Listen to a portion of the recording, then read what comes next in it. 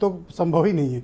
मैं ब्रजेश शुक्ला जी को आमंत्रित करता हूं। उत्तर प्रदेश के बहुत ही जाने माने राजनीतिक मामलों के पत्रकार हैं। ब्रजेश जी, धन्यवाद हमारे साथ जुड़ने के लिए।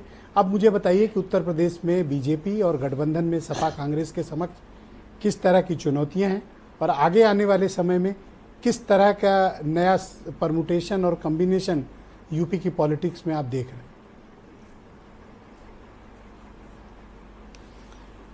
ब्रजेश जी, सबसे बड़ी चुनौती बीजेपी के सामने ये है कि जो ये झटका लगा है उसकी उम्मीद बीजेपी नेता नहीं कर रहे थे। चुनाव के बीच उनको थोड़ा एहसास हुआ कि मामला गड़बड़ हो रहा है, तो आपने देखा होगा मोदी ने कई सभाएं की, बड़ा प्रयास किया, लेकिन तब तक बाजी हाथ से निकल चुकी थी। उसके बाद हार के बाद जो कारण होते हैं वो और घातक होते हैं।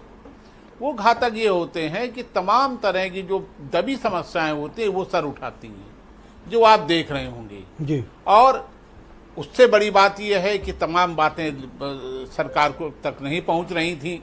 नंबर एक बात तो ये सोचना कि साहब हम मोदी के नाम पर सिर्फ जीत जाएंगे, प्रत्याशी हम कोई खड़ा कर दें, चेहरा केवल मोदी होगा, प्रत्याशी कोई हो, इस बार लोगों ने इसे स्वीकार नहीं किया। दूसरी बात और है, कुछ और समस्याएं आप देखिए, 50 लाख लड़का छात्र परीक्षार्थी बैठे और बात को जब घर जाए तो उसे लगे कि अरे ये तो पेपर आउट हो गया। गांव गांव बिजली की समस्या, साहब वो नोटिस बांटते घूम रहे हैं। मैं तो गया हूं, मैंने देखा है लोगों को। तो ये सारी समस्याएं बड़ी ज्यादा थी और आज ये जो समझ ही नहीं यूपी पा रहे पुलिस थे के कि डीजीपी इतनी ज्यादा हेडक्वार्टर ने कांड समस्याएं किया, वो देखा और आपने? कितना एम्बैरेसमेंट हो गया बीजेपी के लिए। हाँ, वही तो, ये सारी चीजें हैं, ये समझ ही नहीं पाए। जैसे आंख बंद करके लोग नहीं चलते, उस तरह कुछ विभाग आंख बंद करके चल रहे हैं। क्या अति आत्मविश्वास के चलते भारतीय जनता पार्टी को ये करारा झटका लगा? ये अति आत्मविश्वास वो समझ रहे थे कि कुछ नहीं, ये बाकायदे कहा जा रहा था कि ये आपके लोग नहीं जीतेंगे, ये हार जाएंगे, लेकिन इतना आत्मविश्वास के साथ नहीं। ये क्या बात है, वो वोट इनके नाम पर नहीं पड़ना है, वोट मोदी जी के नाम पर पड़ना है। 48 लोगों को फिर से, और 48 में करीब 40 लोग, 39 लोग ऐसे थे जिनके खिलाफ बगावत थी उनके क्षेत्रों में। लोग किसी को वोट देना चाहते थे लेकिन इनको नहीं देना चाहते थे। मैं आप बगल की सीट सीतापुर देख लीजिए जी। सीतापुर की तो ये हालत थी कि जिससे बात करो वो कहता था साहब बस मुझे आश्चर्य है, मैंने देखा था राकेश राठौर का नॉमिनेशन के वीडियो, मुश्किल तमाम 500-600 लोग रहे होंगे, पर इतने मार्जिन से अगला आदमी जीता है कि एक बार भी बीजेपी एक राउंड में आगे नहीं गई। मतलब चमत्कार है ये इसको जनादेश कहते हैं। लोग ये कह रहे थे नहीं, और जनादेश कहते हैं। और मैं आपको बताऊं, इनका प्रचार के वो स्वयं जहां बुलाया वहां नहीं गए, कारण आत्मविश्वास कि हम तो जीत ही रहे हैं। तो ये स्थिति, इसको कैसे संभालेंगे? अब जब एक बार बिखरता है तो वो उसको संभालना बड़ा कठिन होता है। फिर धीरे-धीरे आप उसको ठीक करते हैं, पहले कारण ढूंढते हैं। कारण बीजेपी में तो थोड़ा सा भी कोई पिन भी चुभती थी तो पूरी पार्टी आके तुरंत उसको हैंडल करती थी, डैमेज कंट्रोल करती थी। यहाँ 4 तारीख से एक्सीडेंट हुआ पड़ा, वो भी इतना भीषण, कोई गाड़ी सड़क से हटाने को तैयार नहीं है।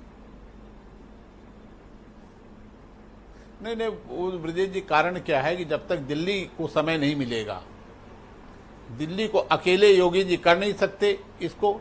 वो जितना कर सकते थे उन्होंने इकट्ठा किया है, विधायकों से बात की है, मंत्रियों से बात की है, सारे पदाधिकारियों से बात की है, बुला के। इस दौरान उनका प्रयास चलता रहा है, लेकिन दिल्ली के पास अभी ये सोचने का समय नहीं है कि उनकी अब सरकार बन गई है, तो वो सोचते हैं कि पहले इसको पटरी में लाएं, उसके बाद हम देखेंगे हार के कारण, क्योंकि अभी कोई बहुत जल्दी वो है नहीं। तो ये है कि अब लगे हाथ थोड़ा सा ये भी एनालिसिस कर दीजिए कि पहले जो बहुजन समाज पार्टी आगे कहां आप देखते हैं, उसकी कोई रेलिवेंसी बचेगी या नहीं बचेगी, या जो 9% बचा है अब अगले चुनाव तक शायद वो भी खो दें?